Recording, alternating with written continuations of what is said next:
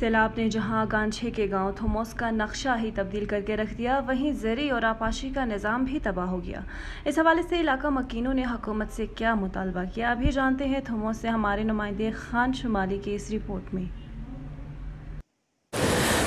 جی بالکل، میں اس وقت موجود ہوں سیلاب سے متاثرہ علاقے تھمونگوس میں موجود ہوں۔ ناظرین، پچھلے کوریجز میں نے آپ کو اہلیان تھمونگوس کی طرف سے اور جو اہلیان تھمونگوس کو نقصان پہنچا ہے اس حوالے سے ذکر کیا تھا، خصوصی طور پر دکانوں کا اور زرعی جو سرزمین تھی اہلیان تھمونگوس کی سینکڑوں ایکڑ جو ہے وہ بھی تباہ ہو چکا تھا اس سیلابی ریلے کی زد میں۔ ان سب کے بارے میں نے آپ کو آگاہ کیا تھا، اور ایک اہم مسئلہ جو اہلیان تھمونگوس کو اس سیلاب کی وجہ سے پہنچا ہے، جس سیلاب کی وجہ سے نقصان ہوا ہے، وہ اہلیان تھمونگوس کا جو ہے تقریباً کم و بیش 80 سے 90% جو ہے آبادی، وہ ان کا تعلق جو ہے زراعت سے وابستہ ہے، ان کا پیشہ زراعت سے وابستہ ہے۔ لیکن اس سیلاب کی وجہ سے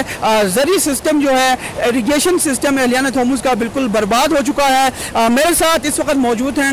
یہاں اس علاقے کے رہائشی سوشل ورکر محمد رستم صاحب۔ ہم ان سے جانتے ہیں کہ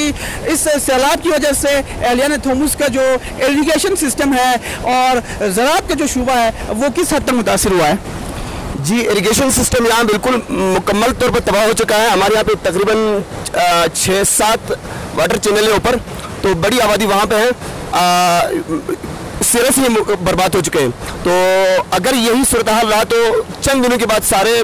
آبادی ہے وہ سوکھنے کا خطرہ ہے، زراعت بالکل سوکھ جائیں گے۔ اس کے بعد ابھی یہ تو پہلے سٹیپ ہے، اگر حکومت وقت فوری طور پر اقدام اٹھایا جائے تو حکومت کے لیے بھی کوئی بوجھ نہیں ہے، وزن نہیں ہے، اور اگر بعد میں کیا جائے تو پھر یہ وزن بہت بڑھ سکتا ہے اور نقصان بہت زیادہ ہو سکتا ہے۔ ابھی تو ہم حکام سے یہی گزارش کرتے ہیں کہ وہ یہاں پہ ہمارے لیے فوری طور پر واٹر چینل کا انتظام کیا، اس کے لیے پائپ لائے جائے، اور پھر یہ جو پانی کا بحالی ہے وہ فوری طور پر یقینی بنایا جائے۔ اور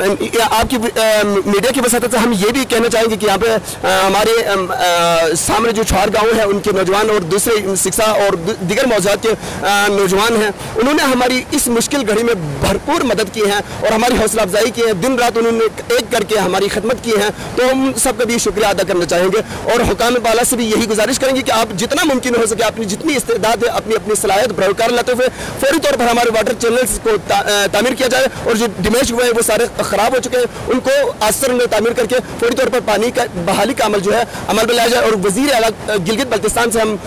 گزارش کرتے ہیں کہ وہ بہت جلد یہاں کا وزٹ کر لے اور ہمارے حالت کو دیکھ لے، ہماری زخم پر مرہم رکھے۔ بہت شکریہ۔